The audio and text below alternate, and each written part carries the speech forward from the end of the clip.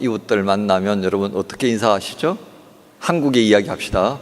비록 독일에 있지만 한국에서 아침에 만나면 무슨 인사를 하시죠?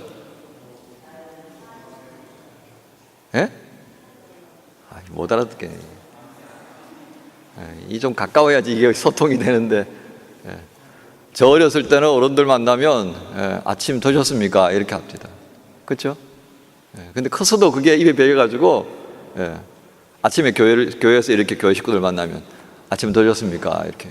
근데 추석날 아침에는 어떤 인사 하실 것 같아요? 추석날 아침에 다 잊어버리셨구나. 추석날 아침에는 송편 드셨습니까? 그래 인사잖아요. 자, 오늘 한번 인사 한번 해보십시다. 송편 드신 분 한번 손 들어보세요. 못 잡수? 아이고, 훌륭하신 분들이네. 옆 사람과 한번 인사 나누시는데요. 오늘은 솔직하게 송편 드셨습니까? 그러면 못 잡수셨습니다. 못 잡수신 분들은 못 먹었습니다. 그렇게 인사하십니다. 그죠? 그래서 남은 송편 있으면 좀 나눠주시고 그러십시오. 한번 서로 인사 나누십시다. 송편 드셨습니까?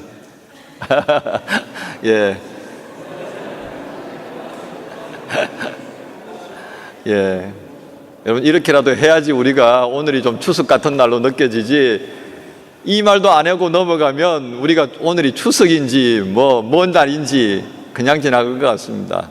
밥이야 뭐 맨날 먹는 밥이고, 그죠? 조금이라도 좀 추석 분위기를 생각할 수 있을까 싶어서 한번 국리 끝에 인사말로 이렇게 만들어 보았습니다. 근데 제 설교 원곡 어디 가버렸네. 여기 있네. 오늘 저는 여러분과 함께 밤을 지새우시는 하나님이라는 제목으로 말씀을 전하려고 합니다. 여러분, 성경에 하나님에 관한 모습이 참 많이 등장합니다마는 사람을 위해서 밤을 지새우시는 하나님에 관하여서 아마 깊게 생각해보는 그런 기회를 가지는 것은 쉽지 않았을 것이라 생각합니다. 20년 넘게 목회하는 저 역시도 밤을 지새우는 하나님에 대한 생각은 그렇게 깊게 해보지 못했습니다만, 여러분들에게 말씀을 전하기 위해서 읽던 가운데에 히브리 사람들을 위해서 밤을 지새우신 하나님이라고 하는 이 42절에 있는 말씀이 참 크게 다가왔습니다. 묵상하면서 우리 삶 속에서 놓치고 있었던 하나님의 모습을 느낄 수가 있었습니다. 오늘 우리가 참 가까이 계시는 하나님을 좀 느낄 수 있다면 좋겠다. 또 하나님께서도 그런 마음으로 오늘 우리와 함께 계시려고 하지 않겠나. 내가 밤을 지새우면서까지 너와 함께 하고 있는 것 아니? 그런 말씀. 오늘 함께 말씀 나누면서 그런 음성으로 다가오시는 주님을 좀 만났으면 좋겠습니다. 여러분, 인생에게 주어진 시간은 낮과 밤으로 나누어집니다. 낮은 무엇을 위해서 우리에게 구분되었을까요? 낮은 왜 있는 겁니까? 일하는 것입니다. 그죠? 낮은 일하기 위해서 우리에게 주신 시간이다. 밤은 왜 주어진 것일까요? 밤은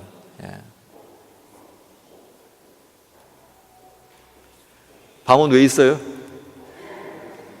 휴식입니다. 그렇죠? 휴식입니다. 정말 밤에 휴식을 잘 취하지 못하면 낮도 이게 왔다 갔다 합니다.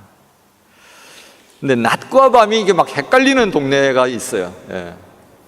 오늘 지겐 식구들하고, 지겐 교회는 이게 강대상하고 교인 식구들이 아주 가깝습니다. 한 1.5m밖에 안 떨어져요. 그러니까 저하고 이게 묻고 답하는 게 참 쉬운데 참 너무 멀어가지고 좀 불편함이 있습니다만, 한번 같이 생각하는 데서 이런 저런 내용으로 묻기도 하고 제가 말씀을 드립니다. 이 낮과 밤이 뒤죽박죽이 되어지는 지역이 있어요. 유럽에도 있습니다. 어딜 것 같아요? 북유럽입니다. 북유럽. 스웨덴. 어저께 우리 둘째 녀석이 스웨덴에 엘카파테로 스웨덴을 갔습니다. 스웨덴 또 어느 나라가 있죠? 핀란드.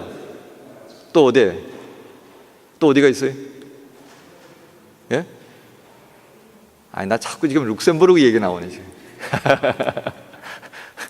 아니, 왜 제가 그러냐면, 우리 찌개 식구 가운데 갑자기 누가 룩셈부르크 해버려가지고요. 예. 제가 지금 자꾸 룩셈부르크로 자꾸 생각해가지고, 룩셈부르크 저 남쪽인데 왜 룩셈부르크 나오는지 모르겠어요. 예. 북유럽 3국이 있습니다. 예. 노르웨이. 예. 노르웨이를 말하려고 그러는데, 한 사람이 갑자기 룩셈부르크 해버리는 바람에 제가 지금 계속 그러는 거예요. 이 북유럽 3국에는 낮과 밤이 이게 잘 구분이 안 되는 시간들이 굉장히 많습니다. 그래서 6개월은 낮에 가깝고 6개월은 밤이고, 핀란드 같은 경우는 그야말로 밤인지 낮인지 구분이 안 되는 시간들이 익숙해져야만이 살아갈 수 있다, 그렇게 보겠습니다. 그래서 TV를 보니까 시간은 밤인데도 환하게 되어 있어요. 그래서 밤에 주무실 때 이 안대를 하고 자야 된다고 얘기를 합니다. 이게 북유럽의 특징입니다. 그래서 그 사람들은 낮이냐 밤이냐로 구분하는 것이 아니라 시계를 보면서 생활하는 생활 습관이 되어야만이 정상적으로 가지, 이게 낮에 햇빛이 있느냐 없느냐 그거 따지기 시작하면 전혀 정상적인 생활이 불가능하다고 그럽니다. 이것은 우리의 일상생활에서 지극히 일어날 수 있는 일입니다. 그런데 아까 우리 장로님께 답하기를 밤은 쉼을 위해서 주어진 것이다 그랬습니다. 그런데 이 밤이 우리에게 찾아왔을 때 쉬지 못하는 밤이 있습니다. 그것을 우리는 밤이라고 말하지 않고 어떻게 표현합니까? 어둠이다, 그렇게 이야기합니다.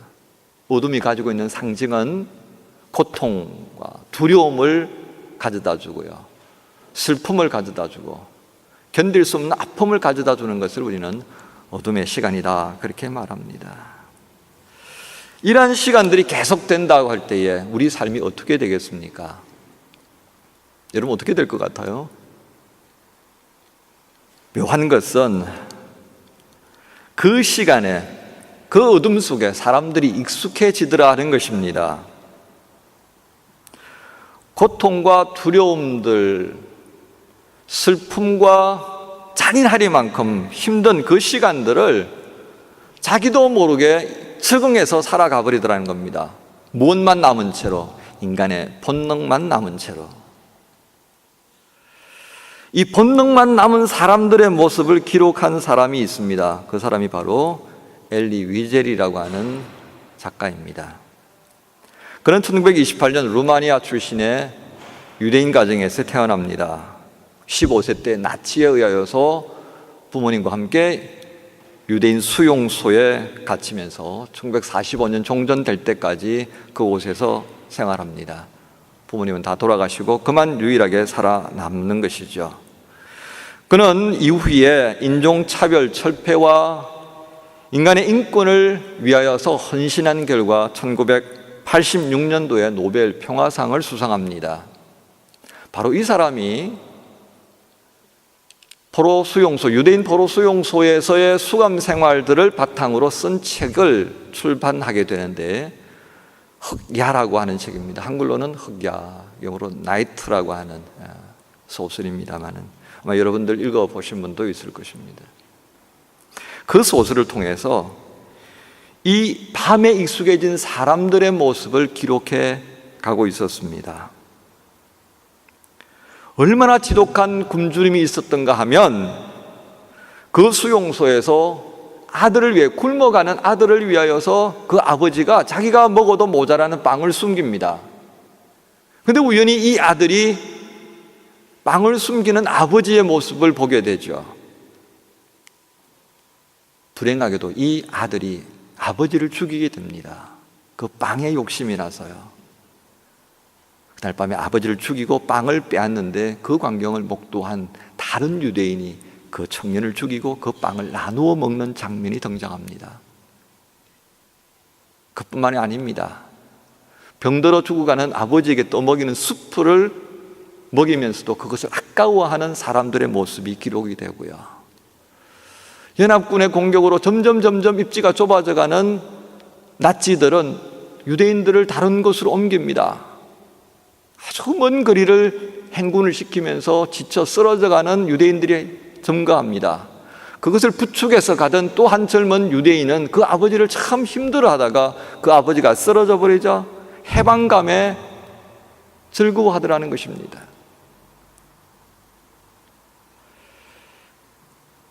여러분, 이 모습 가운데에 과연 사람이 가지고 있는 모습이라고 말할 수 있는 것이 얼마나 남아있을까? 엘리 위젤이 그것을 말합니다. 밤에 익숙해진 사람들의 모습이 어떠한 파국으로 치닫는가? 견딜 수 없는 밤이 계속 되어지니까 사람들이 어떻게 망가져가는지를 우리는 이 흑야를 통해서 보게 되는 것입니다. 그리고 우리는 분노합니다. 극한 상황으로 내던져진 사람의 모습을 통해서 인간 본능만이 남아있고 생존하고자 하는 욕구만이 남아서 혈연과 사랑으로 맺어진 가족이란 이름까지도 허무하게 내던져버릴 수 있도록 만들어가는 이 나치에 대한 분노뿐만 아니라 오늘도 우리 시대에 사람으로 하여금 사람답게 살 수 없도록 만들고 신앙 공동체를 신앙 공동체답게 감당하지 못하도록 만드는 수많은 악의 존재들이 오늘 우리의 삶의 자리를 뒤흔들고 있다는 것입니다. 우리는 이 모든 악에 대하여 분노할 수 있어야 합니다. 하지만 한 가지 우리가 분명히 알아야 합니다. 분노만으로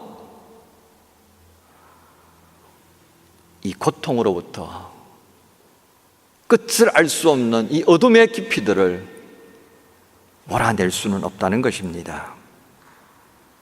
이 밤의 고통으로부터 우리를 자유케 되어지기 원한다면, 우리가 자유케 되어지기를 원한다면, 또 고통받는 또 다른 사람들을 그 고통 가운데에서 탈출할 수 있도록 돕고자 한다면 우리는 일상이 되어버린 이 밤의 생활에 대하여서 분노할 뿐만 아니라 한 걸음 더 나아가야 합니다. 빛을 찾는 사람이 되어야 합니다. 빛을 찾을 수 있도록 돕는 사람이 되어야 합니다. 이 일을 할 수 있는 사람이 누구이겠습니까?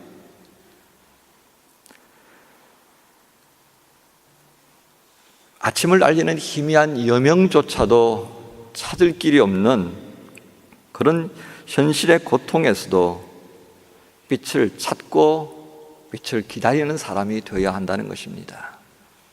소위 말하는 모든 사람이 절망한다고 하더라도 끝없이 빛을 찾고 그 빛이 만들어가는 낯을 고대하는 사람이 될 때만이 우리는 비로소 이 역할을 감당할 수 있겠다는 것입니다. 왜 그렇습니까?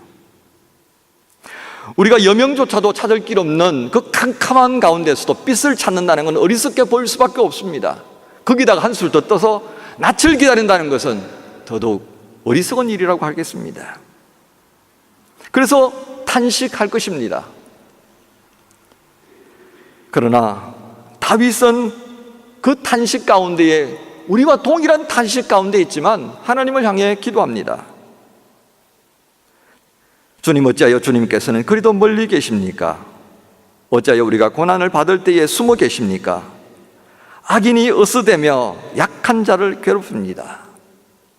시편 1절 2절의 말씀입니다. 12절에 이 같은 말씀이 또 기록됩니다. 주님, 일어나십시오. 하나님 손을 들어 악인을 벌하여 주십시오. 고난받는 사람을 잊지 말아 주십시오. 깊은 어둠과 무게를 감당할 수 없는 그 어둠의 틈바구니에서 다윗은 어떤 모습으로 다가갑니까? 하나님을 향해 다가가고 있는 것을 봅니다.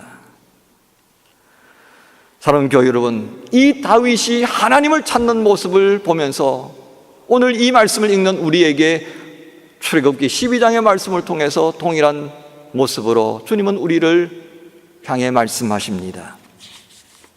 주님의 말씀은 어떤 것입니까?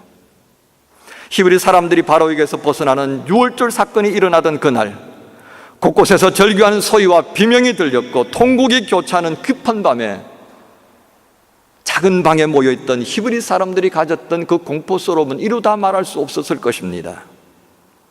그러나 그 새벽에 살아남은 그들은 고백하는 것입니다. 어떻게 고백하고 있습니까? 그날 밤에 주님께서 그들을 이집트 땅에서 이끌어내시려고 밤을 새우면서 지켜주셨다. 하나님께서 우리 히브리 사람들을 그 공포스럽고 그 무서운 밤에서 우리를 이끌어내시려고, 우리를 상하지 않게 하시려고 밤을 지새우면서 우리를 지켜주셨다. 우리는 이 히브리 사람들의 고백을 통해서 우리가 잊어버리고 있었던 하나님의 모습을 보게 되는 겁니다. 사람을 위해서, 하나님의 백성들을 위하여서 밤을 지새우시는 하나님의 모습입니다. 우리는 이 밤을 지새우시는 하나님의 모습을 예수 그리스도를 통해서 또 분명하게 보게 됩니다. 여러분, 마가복음 6장 45절 이하에 보면 예수님께서 제자들을 벳세다로 먼저 보내시는 장면이 나타납니다. 그리고 주님께서는 산으로 기도하시기 위해 올라가십니다. 그리고 난 다음에 기록되어지는 말씀을 가만히 보십시오. 45절 이하에는 배를 타고 가던 제자들이 역풍을 만나서 몹시 힘들어하고 있던 것을 보게 됩니다. 그것을 주님께서 보고 계시고 있음을 기록합니다. 새벽이 됩니다. 역풍에 시달려서 완전히 지쳐버려 있는 이 제자들을 보시던 주님이 물 위로 걸어가시는 장면입니다. 이뿐만 아닙니다. 마지막 순환과 부활의 자리로 나아가시기 전에 사랑하는 제자들과 함께 밤을 새워 기도하시던 모습을 보입니다. 이때 하셨던 주님의 기도의 내용이 어떤 것이라고 생각됩니까? 요한복음 16장과 17장에 있는 말씀의 내용이 바로 주님의 기도하시던 내용입니다. 당신을 의탁하실 뿐만 아니라 남아있는 제자들까지도 안타까워하는 마음으로 의탁하시면서 밤을 새워 기도하시던 모습이 그 속에 담겨 있습니다. 우리는 이렇게 밤을 지새우시면서 사랑하는 사람들을 지켜보아 주셨고 그들을 위해 기도하시던 모습을 통하여서 우리는 확신하게 됩니다. 우리 하나님은 멀리 계시지 않는 하나님이십니다. 눈을 닫으신 하나님이 아니시고, 귀를 닫으신 하나님이 아니시고, 마음을 닫으신 하나님이 아니시고, 멀리 계신 하나님이 아니시라는 것입니다. 우리를 바라봐 주시고 우리에게서 나오는 모든 소리에 귀를 기울이시고 우리의 마음을 헤아리시는 하나님, 우리와 함께 하시는 하나님이신 것을 오늘 6월절 밤을 지내면서 히브리 사람들은 경험하게 되었고 그것을 우리에게 또한 전하는 것입니다. 불교에서 인생을 이렇게 말합니다. 깊이를 알 수 없고 넓이를 알 수 없는 고통의 바다를 홀로 지내는 것이 인생이다. 여러분, 그렇습니까? 여러분, 지금까지 홀로 지내셨습니까? 그리고 앞으로도 홀로 가실 것 같습니까? 그러나 기독교 신앙은 그렇게 말하지 않습니다. 기독교 신앙은 아니라고 말합니다. 비록 인생의 삶이, 인생이라고 하는 그 삶이 고해로 가득 차 있는 그 바다를, 풍랑이는 바다를 혼자 헤쳐가는 것 같이 보이지만은 그 배를 바라봐 주시고 위태로운 지경에 빠지면 찾아와 주시는 주님이 밤을 지새우면서까지 우리를 지켜봐 주시고 있다는 것을 말씀합니다. 교우 여러분, 여러분의 자녀들이 여러분들을 향해 여러분 질문을 하나 던졌다고 생각해 보십시오. 아버지, 어머니, 살아오시는 날 동안에 힘든 일이 참 많았을 텐데 그 힘든 순간을 어떻게 견뎌내셨습니까? 이 질문 앞에 여러분들 어떻게 대답하시겠습니까? 살다 보니 잊혀지더라. 고통은 잠깐이다. 그렇게 말씀하시겠습니까? 오늘 출애굽기 12장 42절 말씀은 우리가 해야 할 답이 무엇인가를 말씀합니다. 아니다.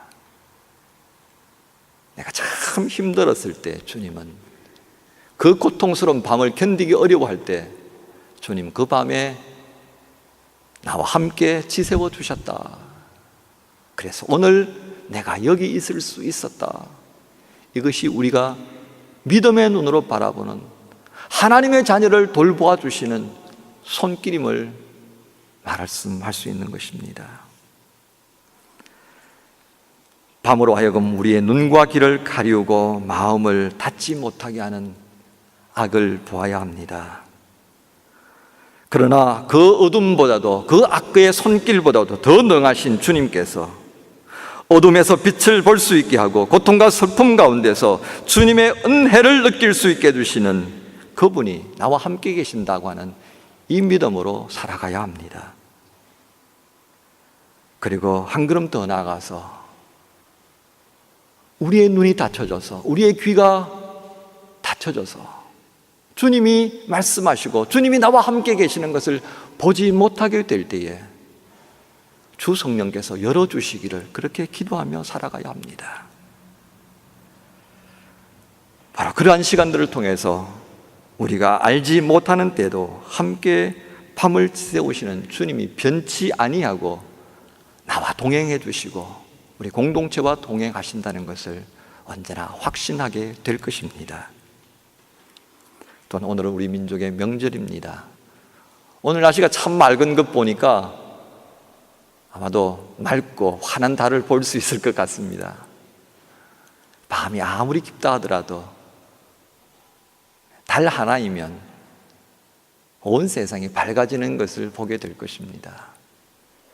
영원한 빛 되시고, 그리고 우리에게 언제나 낮의 삶을 살게 해주시는 그 주님의 존재성을 오늘 밤에 또 한번 깊이 느낄 수 있는 추석 명절이 되었으면 참 좋겠습니다. 밤을 지새우시는 주님이 주신 은혜가 우리 복음교회 교우 여러분 모두에게 함께 하시기를 축복합니다. 기도하겠습니다. 참 좋으신 하나님, 부족한 저희 인생들을 위하여서 차마 그 고통스러워하고 힘든 일들을 보지 못하여서 밤을 지새우면서까지도 저희를 지켜주시던 하나님이 계심을 또 한번 깨닫게 해주셨습니다. 부족하게도 저희가 혼자 있음이 아니라 주님이 동행해 주시고 불꽃 같은 눈으로 저희를 지켜주시는 것을 깨닫게 하셨사오니 이 주님과 함께 아무리 깊은 어둠이 찾아온다 할지라도 승리의 그날을 바라보며 나아가게 해 주옵소서. 이 날을 주시는 주님을 믿고 의지하는 복음의 모든 지체들 위해 주 성령께서 함께 해 주옵소서. 예수 그리스도 이름으로 기도하옵나이다. 아멘.